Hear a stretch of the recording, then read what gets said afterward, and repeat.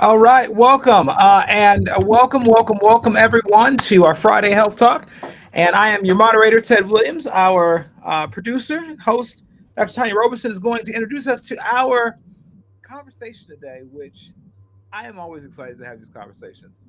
And we've been off for maybe 2 weeks now, so I know you guys are just thirsting for this knowledge, this information, and this inspiration. So, without further ado, I'll give you Dr. Tanya Roberson, who's going to tell us what we're talking about today. Okay, thank you, Ted. Good afternoon and happy Friday, everyone. I am Dr. Tanya Roberson, the chair of the Far South Chicago Coalition's Health and Mental Wellness Committee, and your host for our Friday Health Talk of the Week.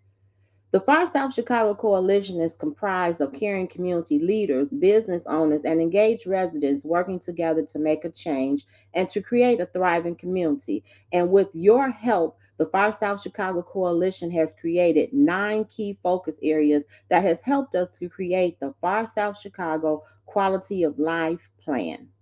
We are one band and one sound. Thank you for joining our show today entitled Community Connection and Participation for Change.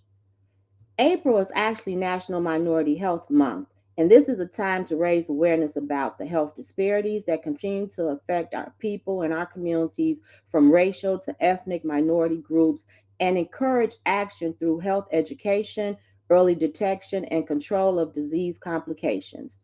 This year's theme for National Minority Health Month 2022 is to give your community a boost. And if anybody out there knows me, they know that that's what I'm all about. I'm always excited about every guest that we have on our show, but today I am really excited because our guests are experts from my field, the field of community psychology, and they are also my past professors from National Louis University, along with one of our community partners.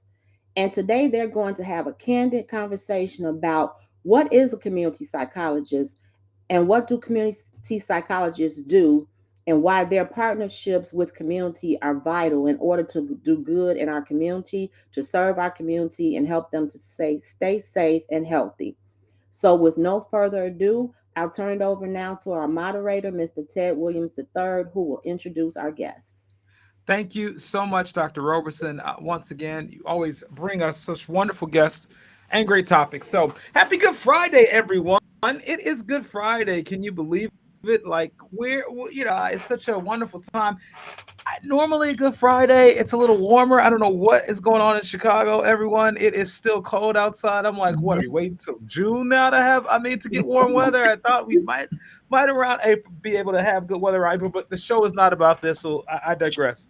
But but thank you guys for joining us and being with us for a few moments here in this important conversation. I'm going to go ahead and introduce our guest today, and then we're going to talk about community psychology, partnerships for change. How do we get engaged in the entire holistic wellness of our neighborhoods, our city, our state? and why these things are so important. We have this discussion all the time here from various aspects. And so I just am extremely excited to continue this. So I want to introduce to you James Ruddick, who is the executive director of the Northwest Center, a nonprofit community organizing group with the focus of identifying and responding to the needs of the community to improve the quality of life and economic well-being of our neighborhoods. Thank you, Mr. Ruddick. And I said that correctly, right? It's Ruddick, correct? Yeah, Rudick, that's fine. Ah, so it's Rudick, but he's being Yeah. nice to me. So I'm going to say Rudick, everyone. I'm sure he's had this name his whole life, and I'm sure he's probably over trying to fix it. So it's Rudick. He's probably like, hey, Yeah, Ruddick, as long as you're in the ballpark, but I'm going to have it that's right. right. So, Mr. Ruddick, Thank you. thank you so much for joining us. Dr. Judy Kent is a faculty member in community psychology on the community psychology program at NLU at National Louis University. Our work focuses on building community resilience and on language, culture, and identity in the context of persistence in education. Dr. Kent, did I say your name correctly, Dr. Kent? Yes. That one's not too Okay, that was difficult. not too Ted, difficult, right? thanks for having us. Okay. Absolutely. Thank you so much. And last but not least, we have Dr. Suzette from Reed, who is a chair and PhD, she's the chair of the PhD program in community psychology at National Louis University. Her work focuses on building resilient communities with a focus on changing settings to support children. Thank you so much for joining us, Dr. Reed, as well. Thank you. All right, so guys, we're going to go ahead and start from the beginning. One of the things I love about doing this show, and I love that Dr. Roberson and the folks at the Far South Chicago Coalition, Dr. Joyce Chapman, and the others who asked me to come and do this because I am not an expert in community health. And so if we were talking about politics, we were talking about theology, we're talking about arts, I kind of, those are my spaces, and I can talk and Bears trivia as well. I'm very well versed in that. I don't know why I shouldn't be, but I am. But when it comes to a lot of the health issues that we discuss, we've talked about cancer, we've talked about childhood obesity and all these things. I feel like I am a student like everyone else listening. And so I bring that to the table.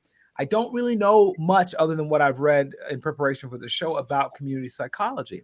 So maybe someone can tell us, what is community psychology and why is it important? And by the way, anyone can answer that question. I will have some questions pointed directly at individuals who right now it is open. So anyone wants to answer that question, I would be grateful for that. I can pick that one up. And thank you, Ted.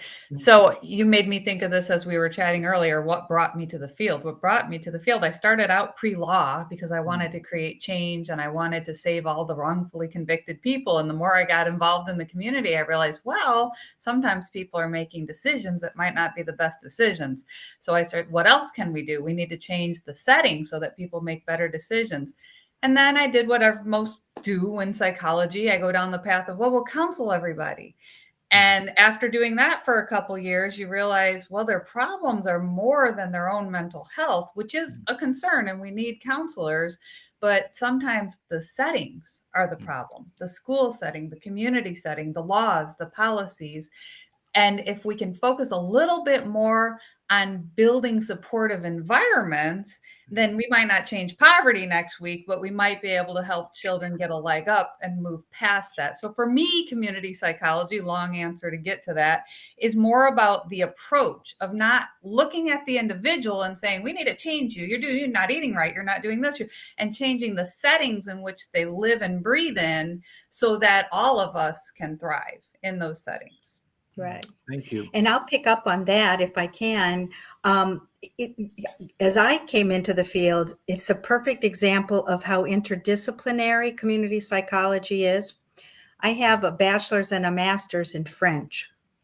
You say, well, what does that have to do with community psychology? Well, as I was teaching English as a second language, I became involved with community action. I was a witness and a participant to community action in a neighborhood in Chicago. And I took my passion for culture, identity, and language into community psych as looking at we can all contribute to small wins toward solving social issues that go across all disciplines. And one of the things that we can say about community psych is that it's very rooted in principles and values. And one of the foremost ones is something that connects very closely with what you all are working on, which is individual and family wellness, health, empowerment, citizen engagement and collaboration, respect for human diversity, all in the name of social justice. And we're looking at specifically empowerment, as we as community psychologists do not empower others, but we work alongside others as they empower themselves. So it's about sharing power. It's about putting biases on the table, which you did, Ted, saying this is what I don't know. This is what we really believe we must do. It's about togetherness and partnership. Mr. Rudick. Yeah, thank you. I think what I would add is that I always share that I didn't know that I and the organization that I work for was doing community psychology. I always thought of it as something that happened in a classroom or an academic setting, or like Dr. Suzette said, something that happened in a clinical setting where you were treating folks or dealing with one-on-one casework. And what I came to realize is that our work of empowerment, our work of social justice, of race equity, our work of building the power and the ability of the community to make changes in their own community, we're all versions of community psychology. And we're all included the tenets of community psychology that I know we're going to talk about here today. And so for us, the work is active, the work is real, and the work is really centered around that word community. We really want the work to be led and driven by the community, not by us, even ourselves, as we're not community members or partners, funders, elected officials. It really does center the individual in the community.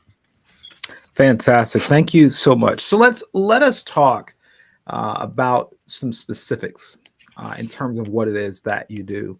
I found this funny meme, and maybe this might actually relate. You guys can relate to this. I'm going to share this in just 1 second here, because this is kind of when I thought about this topic, this came up in my mind. And so I thought it was a pretty good way to sort of describe. So it's like, what your family thinks you do, what your friends think you do as a community psychologist, what society. I think honestly, this kind of summarized what was going on in my head. I was like, okay, what do they do, right? How does this work? And so I would like to press into this question a little further. What specifically is happening in your work in terms of you pushing the overall health goals of our city, particularly, or of our state, that sort of thing? And so anyone can hop in. Give me an average day or an average caseload, if you will. What are you doing in a specific way? So I think all of those answers are right for many of us. And it depends what role you fill. So prior to my world at National Louis University, I ran social service agencies and child welfare agencies. So my life in that role would have been distinctly different than my role as an academic. So we do many things. I think, Judy and I on a daily basis are empowering, particularly at National Louis, individual students who are traditionally underserved and whose voices are not heard, to go back into their communities with a knowledge and skill. So that's one hat we wear. I think specific to this day, the hat that we wear is working with our community partners. And where we think we're a little bit different, usually, here's a dirty little secret: academics do work with communities because it's a grant funded project they're on, and the grant's done and they're done. And it's not really a relationship as much as it is a contract, a work that we both need to do. And it's both mutually beneficial. I think the day in the life of our world with James for the last, how many years? And that entire community, the Belmont Cragen community, which started with a quality of life plan, Tanya, is a little bit of everything. It's what James might shoot us an email and say, hey, we have a retirement research thing that we're working on. What can we do here? So we bring our expertise as evaluators, as people who understand research, as people who understand that language. And they bring their expertise, and we sit as equal partners at the table on whatever topic comes up that week. And so, as you're saying, Suzette, it's not like a one and done. And very often communities are very skeptical of researchers that come in with the project because it was funded and say, hey, can we have you as a community partner in this grant funded project we're working on? Very often, if that's the case, the communities will say, nah, no, thank you. We're skeptical because you're going to come in, collect your data, and go away. Yeah, and for me, I've been in this work 15 years, 10 of which has been in Belmont Cragen and with Northwest Center. And it's exactly that. We've partnered with academics, evaluators, researchers, research institutions in the past, and it's always felt transactional. And that relational approach as a foundational concept for both community psychology and working communities, that alignment is really what feels so special and unique about our work. And I think why I think we started in 2017. So 5 years we've still been working together because the partnership transcends any of those transactional activities. We met in a community forum talking about adverse childhood experiences. And to Dr. Suzette and Dr. Judy's point, there was no grant, there was no evaluation, there was no project deliverable. At that time, it was a community thinking about how do we increase the resilience of our community and how do we bring partners around the table to do that. And I think what's so unique about this is that Dr. Suzette and Dr. Judy and National Louis University answered that call, not because of a research initiative, not because it was going to get them a paper or get them published, but because it was the right thing to do and because our work was aligned. And through that, we've been able to expand that work deeply. And Dr. Suzette mentioned, through an intergenerational project with the Retirement Research Foundation, looking at the relationships between young people and older adults, and particularly in the pandemic, how to combat social isolation of older adults as a resiliency building initiative. We're also working on how to bring resilience and resilience training to community partners, and that includes schools, other nonprofits, faith-based institutions, the police, other organizations, community residents, parents, older adults. And so that work has really blossomed and expanded from one meeting back in 2017. And I think to your question, that really is the work of community psychology. It's working in the community in this fluid way that really allowed us to develop for the community. Yeah. And please go ahead. That fluidity is the beautiful thing. In addition, it's a yes and an and that the values that are held deeply in Belmont Cragen are those of National Louis University. That goes back to Elizabeth Harrison, the founder in 1886, who started a group of immigrant mothers to help them with their children integrate into life in Chicago.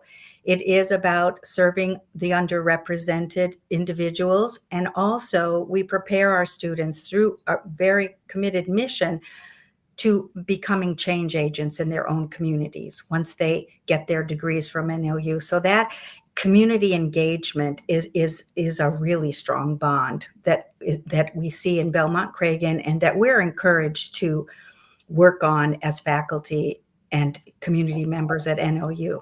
So let me thank you. I'm sorry. I was wondering if we could pick up on that values thread, because we talked about what academics tend to do that doesn't make partnerships work well. And I think what Belmont Cragen does very well is they're intentionally inclusive. And I think that the only way, James says this better than I do, but the only way that could happen is when they feel safe and empowered. So that when we're sitting at the table and we say we're equal partners, and I'm sitting next to a clergy and next to a social worker and across from a police officer, we really are all on a level playing field. And that doesn't always happen because there's fear involved. So I think a necessary component to a good partnership is that safety at the community level. I would like to ask you all, I want to take a step backwards. So I want to go a little further into how you keep your work going and those sorts of things. But I want to take a step backwards. And I want to ask you a question about the greatest needs that you see in the community that cause you to do the work that you're doing. Is it that what you're seeing mostly in marginalized communities is overwhelmingly mental health needs? I know that obviously this question is kind of interesting because you could make the argument that there are all kinds of needs, right? There are physical needs, there's food needs, food insecurity, there's mental health issues. So I would, I guess, for me to understand a little better, I would like to know if you, in an ideal world, one of the not-for-profits I'm on the board for, we used to do this in our trainings. We would literally ask the question: if in an ideal world, where do you see your work making a difference in 20 years? How does the world look, right, in 10 years, 20 years, if what you're doing is really having an impact? And I guess I want to ask you all that question. If what you're doing is having a significant impact in an ideal world in 10 years, in 20 years, what do our communities look like because of the work that you're engaged in? James, do Yeah, you want to? I'm happy. Yeah, I'm happy to kick that one off, and then would love to hear your thoughts as well. I think the first part of your question started with what are some of the greatest needs that we're seeing in the community. And I think as you were speaking, the word that kept coming to mind for me is holistic. I think, we're a housing organization by trade, and that's our main work when we were founded in 2003 was to provide housing services, and we still do. But what we realized was if we were going to help folks find safe, affordable, and stable housing, we were going to have to do more than that. If we just were providing that one service, it wasn't enough because housing relates to jobs, it relates to education, it relates to community safety, it relates to the environment, and so much more. So for us, what we found is that folks need really deep, really engaged supports. It can't be a drop in, it can't be a one time, it can't be a one off service. And they need it to be holistic and what we call like wraparound services. So we work on employment with our partner Care Chicago. We provide income supports. We also provide housing. And in all of that, we're trying to integrate resiliency into that and make sure that we're supporting the family through that by providing resources and supports them as they move through that work. And so in 10 years, I think our community would be more self-sufficient. It would be more empowered. We would have more community leaders, and we would start to see that community belonging and well-being that Dr. Suzette said was increased among the residents and the stakeholders of the community. There are a lot of resources available in our communities and in Chicago, but folks don't know about them, or they're skeptical or hesitant to take advantage of them for good reason, right? And so we're trying to break down those barriers between the services and the individuals in our community. And I do think that resiliency, right, is one way to do that. And I think the community psychology model and values and principles help us do that in terms of how we work with folks. So I almost think it's a how, not just a what, because I do think that how we do the work really drives what it is that we do. And that was an aha moment for us in this work, is we could be a housing provider forever and things may not change, but how we do this work in terms of empowering the community and building their resilience is actually going to help folks move to that next level. And then we build programs around that. We have a women's financial literacy program. We have an older adult program.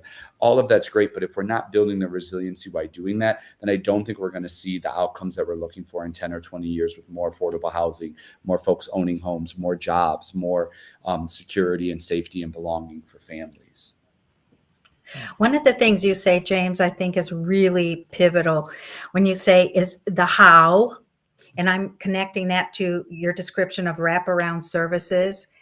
What I see among the participants, the members of the Belmont Cragen participants who are in many different programs, they see themselves as part of a whole.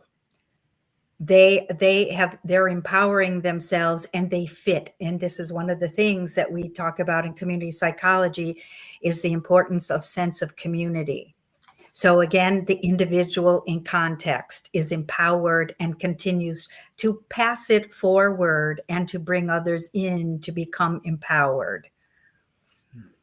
And I'll pick up on the how too. So for me, I think about, and it's tied back to community psychology, shifting that mindset away from what's wrong with you? We need to fix you. What's wrong with you? And shifting it toward changing the settings and the structures. And a lot of work that we do is involving adverse childhood experiences. And one of the things that we've learned with our Washington partners, we created a model called the KISS approach. And it's this knowledge, insight, strategies, and structures. Knowledge of what's going on in individuals that are traumatized. So when they kind of snap off because of what looks like a minor thing to you, you don't realize all the stuff that's happened in the last 24 hours or the last 5 years in their life. And everyone in every setting that touches those children or those people, whether it's a public health office or a housing center, has a knowledge and understanding and insight into, let me pause and be a little more compassionate. And then follow that up with, don't just point at the worker bees, look at the strategies that you're using within those agencies to have a more open and compassionate understanding, and the structures, so that if your caseload of an individual caseworker, if we're talking that, or a teacher, is overburdened and they have no room to take care of themselves, then they're not in a position to create a warm and fuzzy environment so all of us can thrive. So I would know, my vision would be 10 years from now, that each of our settings has an understanding of this knowledge and insight, and change their strategies and structures in such a way that allow for the delivery of service and the interaction with other human beings to be less reactive and more compassionate. Right.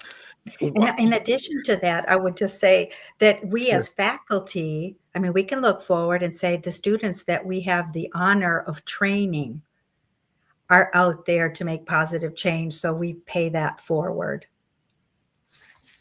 That is wonderful. I was thinking about what you said about trauma, and I don't know if you're familiar with. There is a documentary. Well, my students brought it up in class. I teach in the city college. I teach politics, and so we're on the other side of a lot of these issues. I teach political science, and so we're always talking about crime and violence and what do we do, and so oftentimes, what you mentioned about trauma was so powerful, because we can't fix the criminality issues if we don't deal with trauma issues. And I think, unfortunately, on the side of the aisle that I find myself often, I ran for office, we people just tend to look at short-term myopic solutions. Let's just throw people in jail, or let's just, get rid of guns. And I'm not opposed to some level of incarceration. I'm not opposed to getting rid of guns heavily, right? But to your point, these traumas that people are experiencing, trauma that people are experiencing, is really a lot bigger than our solutions, and it won't change unless we deal with these questions and these issues. And so I really like this, and I like how you're talking about having a more compassionate and holistic society, which, as you all know very well, probably more than I do, because you do this work every day. That's a tall order for our culture right about now. So I'd love to hear. I want to hear specifically about kind of why the academic community partnership space, and why that has been important to you, because not everyone is approaching these issues from an academic community partner space.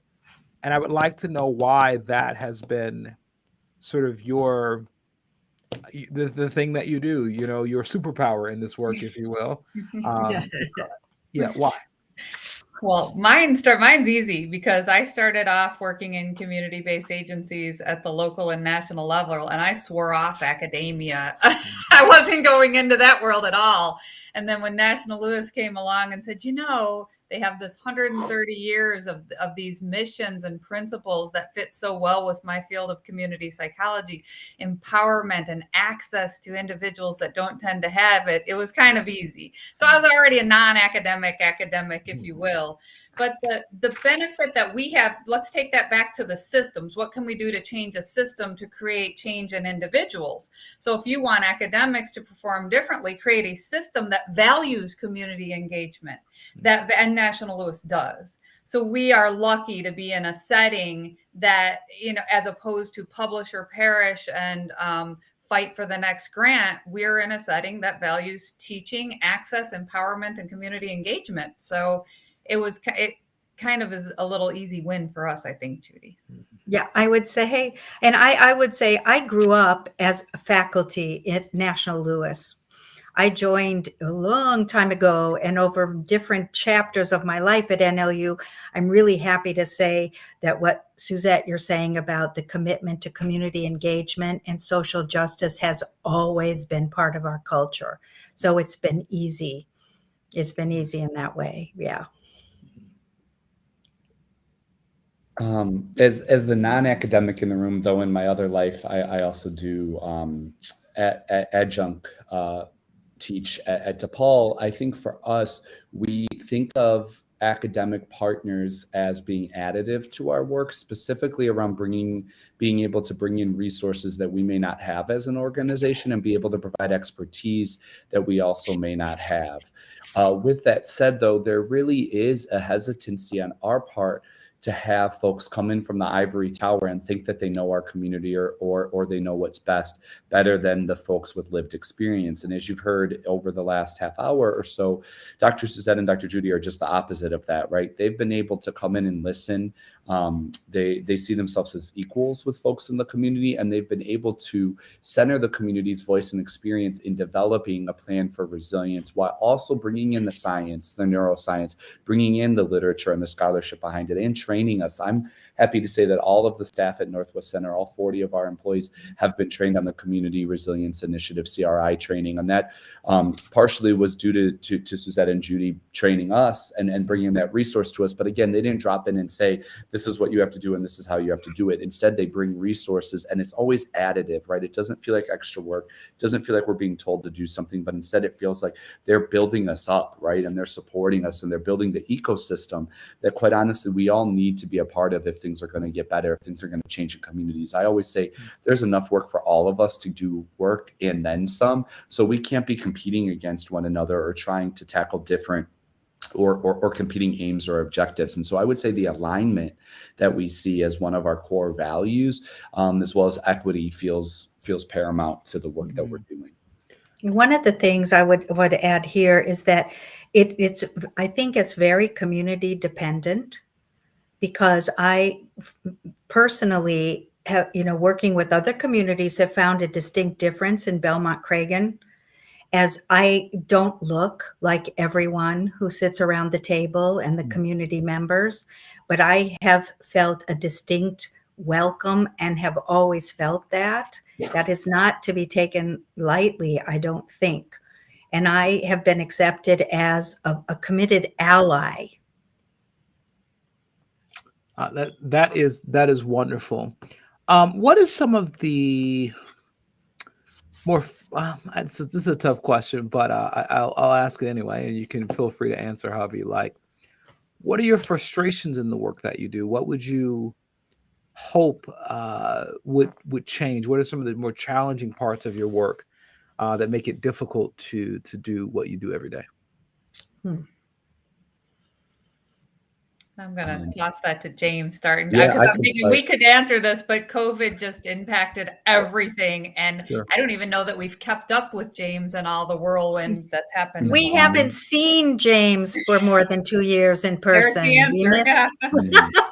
We have seen him on Zoom.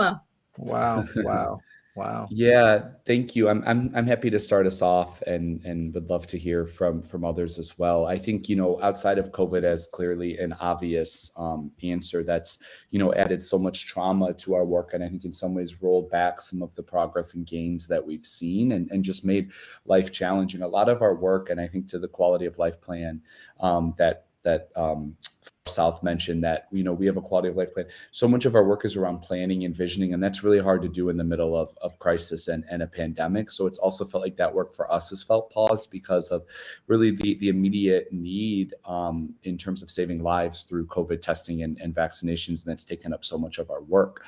Outside of that, I think one of the challenges is that when you work in a community and when you work with people, the work is messy. It's not linear. It's not in an order. It doesn't always follow a set progression or path. And so you have to be willing to be flexible and adaptable and be willing for the work to be messy and not always make sense. And I think I personally sometimes have an insecurity around bringing in partners that are they going to think that this is too fluid, or that we're not on it, or that we don't follow up, or that things take too long, or that we can't bring folks together. And so one of the challenges is that we're dealing with competing agendas, and we're dealing with just competing interests, right? And trying to align all of those and bring folks together. We call that the placemaking or convening work, is just particularly difficult. And so much of our work is trying to meet folks where they're at and have an open and inclusive table where everyone's invited. We don't always agree with everyone that's around the table. That's real, right? We don't always have the same understandings, the same experience of those that we work with. That's also real. But we live in a time where we can't be divisive, and we can't be decisive, and we can't divide the folks that we work with based on those qualities. But instead, we want to invite people into the table, try and understand where they're at, and maybe agree to disagree, right? And maybe agree that we're not going to move forward on this. But there's no such thing as a permanent ally or a permanent enemy, right, for us, or a permanent opposition, right? We need to work together on these issues, and that continues to evolve and change. And I just don't think we have a lot of good role models in our society now that are showing us that in today's times. And so I think that's been particularly challenging for our community work. And then lastly, I would say Dr. Judy mentioned this, right? All of us that are here today as presenters identify as white. And so also understanding what is our role as a white ally working in a predominantly community of color. And for us in Belmont Craig, in a predominantly Latinx community, there's different cultural and ethnic and racial practices and different identities that the community brings that none of us hold. And so being mindful of that we're not driving the work, and that also we need to make sure that we're checking our own biases, and that we're being active in our allyship in the community, in the work that we do. And that's our work to do. It's not the community's work to do for us. And it's not the work of what we do in the community. So we have to do that outside of that work and make sure that we bring that into the work. And that's something I'm really proud of. And I think that Northwest Center and Dr. Judy and Dr. Suzette do really well, but it's also just something to name, right? That we are not as reflective demographically as the community that we serve, and we want to make sure that we name that and we hold that in the work. Yeah. Wow, that that's a whole conversation there, right? To sort of press into that question, and what does that mean in a lot of the movements that we see today. So I really appreciate, I think both the two of you now have mentioned that issue of being an ally and what that looks like. And I think you also mentioned the idea of empowering people so that people aren't dependent on you in any way, shape, or form. Or, I mean, you're coming alongside communities, not trying to guide them, but trying to empower and support and promote. I think that's what I got from there. And I think that is such an important part of being an ally in whatever community you find yourself. Did you want to say anything else about that? James said something that, I would love to repeat. As community psychologists, we are not the experts on communities' lived experiences. That's like the first thing we tell our students as they're coming into the doctoral program. We are not, even if we are, if we look like those who are in the community, we still, depending on the community, are not the experts on their lived experiences. They tell us through various means, they tell us what the needs are. And it can be frustrating, but one of the other things about community psychology is we don't solve social problems. We accumulate small wins toward the solutions. And that can be very frustrating, I repeat, because a lot of times we're like, yes, we're going to solve this problem, childhood obesity, gun violence, whatever it may be. We should be very happy with accumulating small wins. And it's really hard just circling that back to my visionary dream of we change the system and the settings are changing. It's like the prevention parable, where instead of pulling babies out of the water that have fallen into the river, we go and build a fence. But while you're building the fence, there's still babies drowning in the water. So where do we spend our time and energy? So, and most this will go back to your expertise, Ted, with politics and laws and the funding is to pull babies out of the water. So how do you spend time building fences when I'm really, really busy pulling babies out of the water? So forgive me for that analogy, but you do have to focus on those small wins. That's how you work in a system. But we like to bring to the table just constantly thinking, okay, let's step back. What else can we do to try to change the system and the setting so we have longer term success and sustainability? And that's not always easy. Yeah, and financially, it is actually a better investment. It actually is cheaper to invest in people than it is to deal with the consequences of not investing in people. There is, as we know, if you look at the incarceration issue, it's cheaper to educate than incarcerate, right? And these are the things that I hope that our society will begin to look at and embrace. Some days I'm hopeful, some days I'm not. Us too. Yeah. Yeah, I really appreciate that. And maybe if I could just say two things really quickly. One, our work does do direct service, right? We serve about 5,000 families a year in direct service because we know we have to. People are dealing with emergencies, and we can't stop that work. But to Dr. Suzette's point, we have to then step back and work on systems change work. And we have a whole team that's doing that, because if we're always just doing the direct service, right, then nothing's going to change. And so I just wanted to kind of re-highlight that point and just also affirm it. And then to your last point, I just wanted to share, that the work is tough because we do live in a society that was founded on principles of white supremacy, right? And racism. And so it's real that is embedded in and still part of a lot of what shows up today in the work, right? And so we've been doing a lot of work to examine that and challenge ourselves as an organization of where we're leaning into that and what we can do to root that out in our work and how it shows up in the community. So I just appreciate you bringing that up, because the reality is, like, if we are spending more to incarcerate than educate, and we know that that's the case, I can't help but think that there's not a racial component to why that still is. And I think naming that feels important, because that's a lot of the reason why things are the way they are in our society. And without having that context as a backdrop, then we're not working on the right work, and we're not trying to solve the right issues without naming that. And that's tough to do, again, as we're in the current moment, but we have to as part of our work. Otherwise, we're not being true to the communities that we work in. So it's very important for us to contribute to the creation and maintenance of safe and brave spaces to talk about these issues, the elephant in the room. Wow. I tell you, I really could go off on this topic. I think you guys summarized it very well, and so I'm going to leave it at that.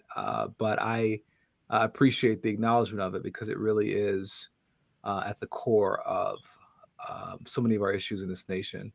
And I honestly believe that all of us are constantly working, whatever space we're in. Malcolm X said that he doesn't have the luxury of just working on one front, but because of the needs that exist, he worked on all fronts, right? He worked in the political space, the religious space, the social service space. We've got to sort of hit this, and I think you all are talking about that, which I think is important. Which brings us to the quality of life plan, which is a holistic way to plan for our communities. I've got an opportunity to work with the Far South Chicago Coalition on the quality of life plan. So we have a question directly for you, James, that is about the QLP. So it says that you mentioned that your community developed a QLP, and that the Far South Chicago Coalition just launched theirs back in November and are now working to implement it. What suggestions do you have for the FSCC in terms of success for the plan? Yeah, thank you. Great question. So we developed our first quality of life plan for Belmont-Cragen in 2015. We took a year, and then it was released in 2016. And we're actually in the process now of thinking through what our next quality of life plan iteration looks like. Somewhat delayed. We were hoping to get started in 2021, but COVID happened in 2020. I would say for us, it was really important for each of our committees, which for us was health, older adults, youth, parents and families, housing, business development, that each committee was co-chaired by a partner or institution or stakeholder and a community resident. So what was unique is we had a resident who was not in one of those roles leading each of the committees so that their voice and unique perspective was involved in the planning. So for example, for the school work, we had a parent. For the health and older adult work, we had an older adult community member who lived in one of our older adult buildings. For the business development work, we had a small business owner, and their perspective really allowed our projects to be nuanced and be responsive and really meet the needs. And I think we talked about the small wins earlier. We had a lot of really early small wins because of that. We put up community banners to identify the community and help kind of create some placemaking and sense of who Belmont Cragen was. We were able to fund a community-wide school event at our high school that brought all of our schools together in a fun and safe space. We were able to give work with UIC to do a housing research study to look at the state of renters, which is a growing population in our community. So those little small things that we were able to do really came from community voice, and then we were able to get those done. So that's one thing, have community residents, focus on the small wins is two. The third and final thing I would say is that we kept track of all of the investment that we were able to bring into our community. And over the years, it was $176 million that we were able to invest in the community, not ourselves, but through projects. About a third of that is for a new school and park district rehab in one of our park districts, Reese Park. And that project, that school slated to open in the fall. That's been a 7-year project from the beginning of our quality of life plan. And I would say, don't give up on that catalytic project. That was our biggest catalytic project. The school was closed in 2013 in the school closures. Our schools were overcrowded in Belmont Cragen. We had students learning in the hallways. We had students without access to a bathroom. They had to go outside and around to another building. And so we knew that there was a need, but we also knew there wasn't space and there wasn't funding. And instead of just saying that was too hard or, let's focus on something else, we always kept that work in our QLP. It was in the back for a while, but then we were able to make that happen. We were able to have it be strategic by partnering it with the field house that needed renovations. We were able to get TIF money as well as federal funds and local funds, government and private funds. So I would say, that plan is the plan. So really working on that one or two big projects as you're doing the small wins is really important. James, that's where it all began for us. And as I recall, that's where the focus on adverse childhood experiences, which happened to be my expertise and what got me engaged. Can you speak to how that ACEs came out of the quality of life plan a little bit? Yeah, that's a great thank you for that. It's a great kind of segue. So for us, one of the work in schools was more after school activities and more activities for young people. And at the time in 2015, we hadn't done no work with youth. So we decided to hire a young person who we actually met at a conference part-time. And we basically said, we're going to hire you for 3 months, 20 hours a week. And that's all the funding we have. And we'll see if we can see what happens. It was through that we started a partnership with Steinmetz College Prep High School. And through that partnership, we were invited to, a in-service day about ACEs, adverse childhood experiences. And when myself and a few of our staff members were there, we had not heard the term or heard of that. And we said that ACEs and resilience has to be the frame in which not only our youth work, but the work that we do takes on, because otherwise students are going to have a restorative and a resilient space in the school, but then leave the school and go out and experience trauma everywhere else. So we thought our role as a community convener and planner was to make sure that resilience permeated through all of the spaces in the community, not just the schools. And that's how we created what now is known as the Resilient Belmont Cragen Community Collaborative, or RBCCC. And that's how we started partnering, like Dr. Suzette said, with NLU and many others. And that was in 2017 after the QLP plan was created. One thing I could add to that is, as I was drawn in, and it was through Suzette that in our work together on adverse childhood experiences and community resilience, that I came into the RBCCC. And I was amazingly intrigued that we held meetings hosted in the police precinct in Belmont Cragen. And there was one presentation by a sergeant there at the precinct who talked about how their training in adverse childhood experiences and resilience, how that impacted the way they approached the calls that they made on a daily basis. It was the understanding of there's a reason for this behavior, and it is very likely connected to childhood trauma. Their whole approach flipped, according to this sergeant, which to me is a beautiful thing. It's a miracle. Do you see a further role in the future? A lot of the policy discussions and conversations are around, there's this controversy around the Defund the Police movement currently. And, it's interesting because I really hate the way public policy is communicated in our society. I think it's always communicated in a very over simplistic way. I call it our hashtag culture. And it sounds to me, and I was just literally just for fun this morning, I guess, right? Was reading the platform of one of the pro Defund the Police movement groups. And as I was reading through kind of their document that lays out what they want it to do, it was interesting because really the defund was really code for really disarm and demilitarize and also reallocate funds so that they are in the spaces that you all are working in, so that you can come alongside, or folks like yourself or community partners, and deal with these criminal justice issues in real time. And so I just wanted to, I guess, kind of press this a little bit and get your opinion on that, and how that would look, in an ideal world, further going beyond sort of even the small ways that that's done now. But what would that look like to you all in an ideal world? Yeah, I'm happy to start this one off, and it's definitely been a topic that we have and continue to talk about a lot.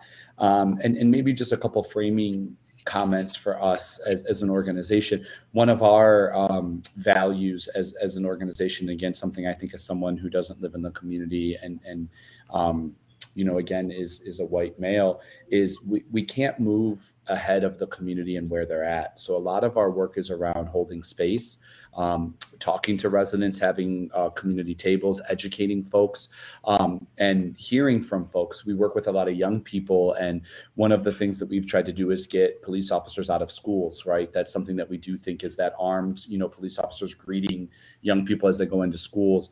It isn't a resilience-based model for school discipline. And so we've been working on that. It's been difficult because we have to have a lot of difficult conversations about what that looks like and how those officers actually a lot of times escalate our young people, right? And don't de-escalate them. And we see young people getting arrested, taken out in handcuffs from school for getting into a disagreement or an argument with a classmate. And so we also know, though, that like our job is not to regulate or determine like where the community goes on these issues, but rather hold space for them. And so that's difficult because we may have our own personal beliefs or views, right, about this one way or the other. And how do we separate that out from holding space?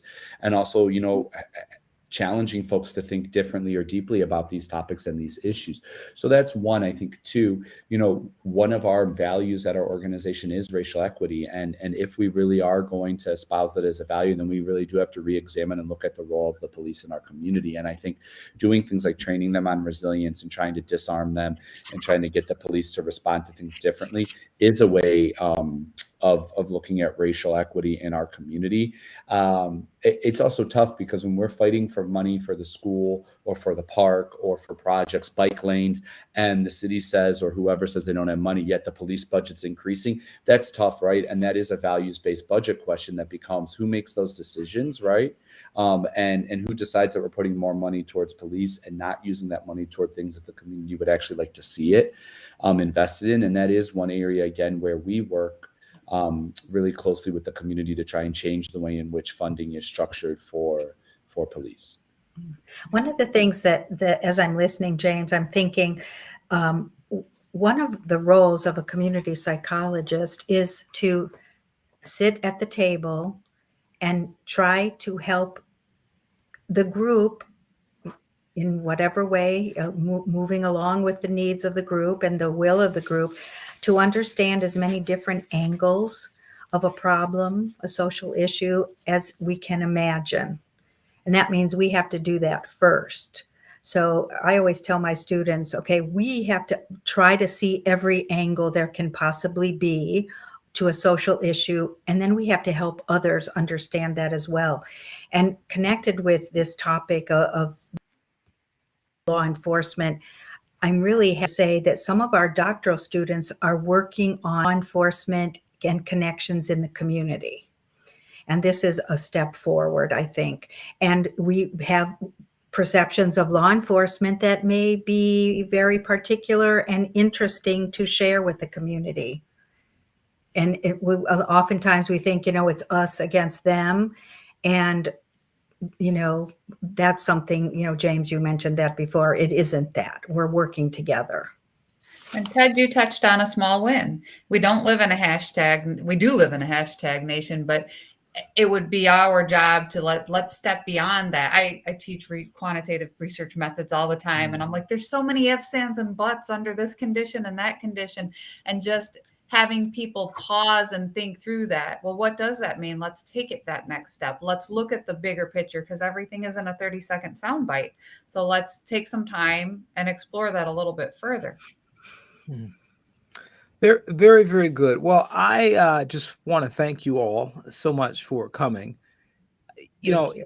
Dr. King talked about how the problems in our society are not either or propositions, but they really can be both and propositions. And I am reminded of that as we're talking about these political issues, the social issues, the holistic health issues. We don't have to make choices only between this or that. Why can't we figure out ways to do both?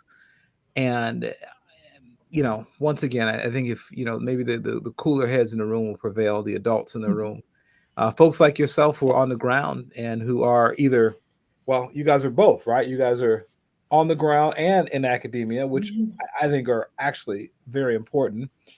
One of the things a friend of mine said to me last year, and it has stuck with me, and I use this quote all the time because it's so important, that to solve our problems in our current time, what is most needed is both empathy and critical thinking. Empathy to really have a heart for the suffering of people in marginalized communities, but critical thinking to really understand what is best to go through and solve some of these issues. And I think that that's probably what's most lacking in our society right now, the desire to have empathy and desire to critically think about these questions. And it seems like with both the academic and the on the ground partnerships, that is really kind of where you all are in the empathy space of working in the day-to-day in the community, but also in the critical thinking space of being able to step back, look at it from a larger perspective, and see how do we fix this on the long term. So I really want to thank you all for your work and for your model, and for the way that I believe that we could hopefully take this around to various communities, academic community partnership, and then continue to build holistic plans like the quality of life plan in communities that need it most. I was super excited to be engaged in our plan in the Far South Chicago Coalition, and I just hope that kind of planning will spread around to communities that need it. So I thank you all so much. I get excited to hear good news about our communities rather than turning on the news and only hearing bad news. So with no further ado, I'm going to turn it over to Dr. Robeson, who's going to close us out. But I really enjoyed speaking with you all. Thank you for the work that you do. Thank you all. Thank you, Ted. Thank you. Yeah.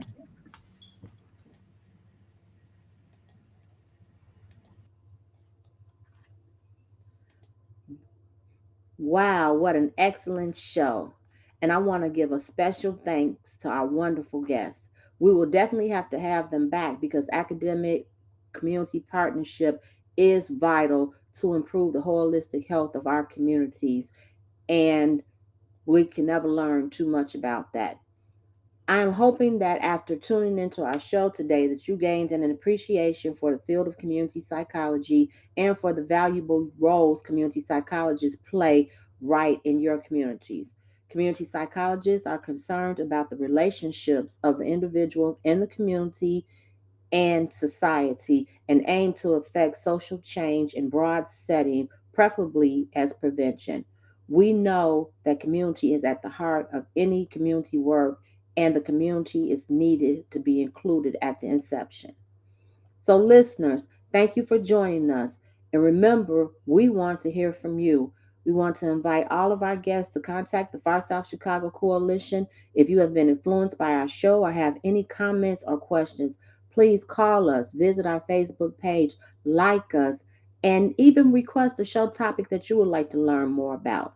This show is sponsored by the Health and Mental Wellness Committee of the Far South Chicago Coalition, which is spearheaded by our president, Dr. Joyce Chapman. And the show was directed and the content was produced by Dr. Tanya Roberson, myself, and a job well done by our moderator, Mr. Ted Williams III. We look forward to seeing you all next Friday. Have a great weekend.